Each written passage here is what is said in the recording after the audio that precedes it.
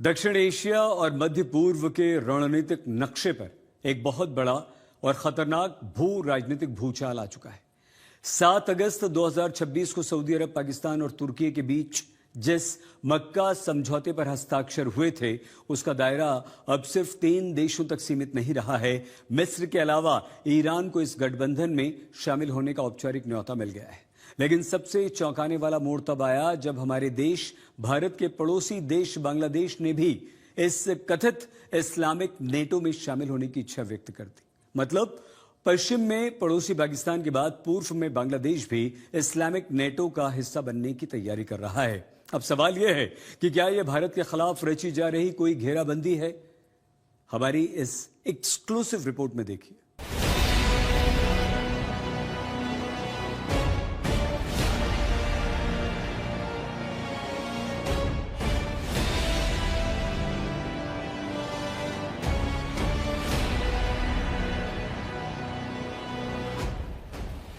इस्लामाबाद से Ankara, Riyadh से Tehran और अब ढाका तक 7 अगस्त का मक्का पैक्ट अब एक महागठबंधन की शक्ल ले रहा है।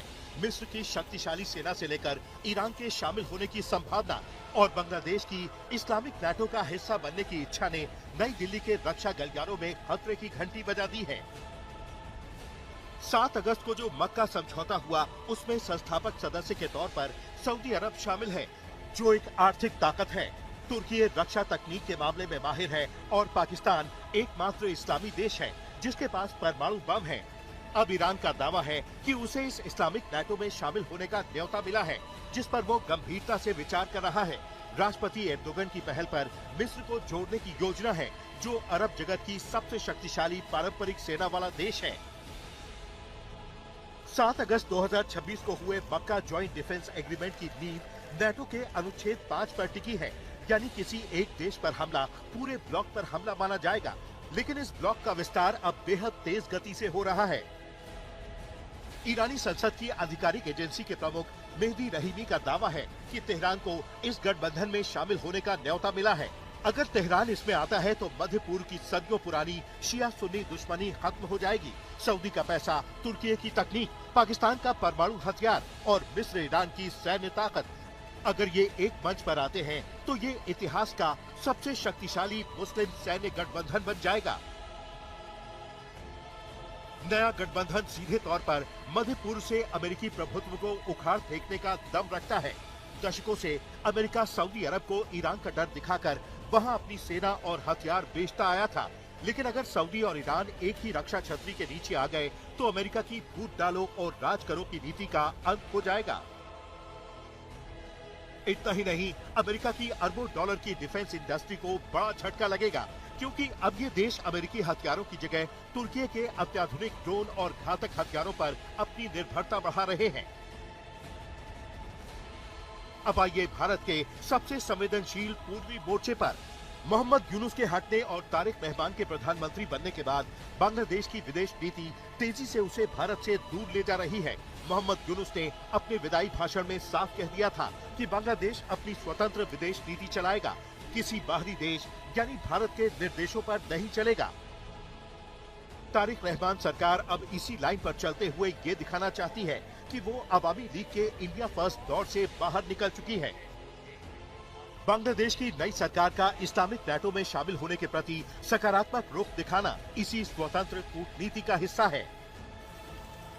विशेषज्ञों का मानना है कि बांग्लादेश भारत से सीधी दुश्मनी नहीं चाहता, लेकिन वो पाकिस्तान, तुर्की और चीन का कार्ड खेलकर भारत पर दबाव बनाना चाहता है ताकि भारत उसकी शर्तों के आगे झुके। बांग्लादेश के इस नए रुख के पीछे पाकिस्तान और तुर्की की बहुत गहरी चाल है। पाकिस्तान की खुफिया एजेंसी आईएसआई और उसकी सेना तारिक रहमान की पार्टी बीएनपी के पुराने संबंधों का फायदा उठाकर बांग्लादेश में अपनी पैठ दोबारा मजबूत कर रही है। पाकिस्तान का एकमात्र लक्ष्य है भारत की पूर्वी सीमा पर दोबारा सुरक्षा खतरा खड़ा करना, ताकि भारत अपनी पश्चिमी सीमा और कश्मीर से अपनी सेना कम करने पर मजबूर हो जाए। दूसरी तरफ तुर्की के राष्ट्रपति एर्दोगन खुद को पूरी मुस्लिम दुनिया का खलीफा या नेता साबित करना चाहते हैं। तुर्की अब बांग्लादेश को अपने घातक बायरक्टर ड्रोन और युद्धपोत बेचकर बंगाल की खाड़ी में अपनी नौसैनिक ताकत बढ़ाना चाहता है, जो भारत की समुद्री सुरक्षा रणनीति के लिए एक सीधा चैलेंज है। इस पूरे तनाव के केंद्र में है पूर्व प्रधानमंत्री शेख हसीना।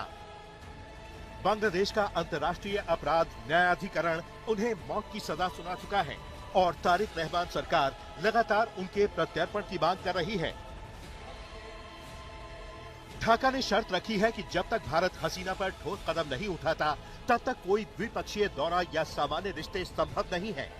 पर्दे के पीछे शेख हसीना के प्रत्यर्पण और मक्का पैक्ट में बांग्लादेश की एंट्री को लेकर दोनों देशों की बातचीत में बहुत बड़ा रोड़ा आ चुका है, जिसके चलते तारिक रहमान का दिल्ली दौरा अधर में लटक गया है। ये साफ है कि भारत के चारों तरफ एक नई रणनीतिक बिसात बिछाई जा रही है।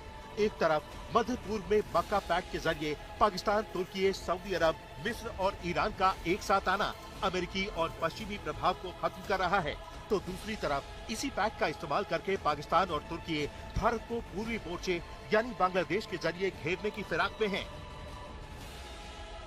लेकिन बांग्लादेश की नई सरकार को ये भी समझना होगा कि भारत सिर्फ उनका पड़ोसी नहीं बल्कि उनकी अर्थव्यवस्था और भू राजनीतिक स्थिरता का सबसे बड़ा आधार है।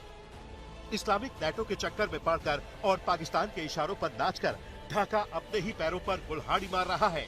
भारत अपनी सुरक्षा और रणनीतिक संप्रभुता से न पहले कभी समझौता करता था और न ही आज करेगा। आज तक ब्यूरो।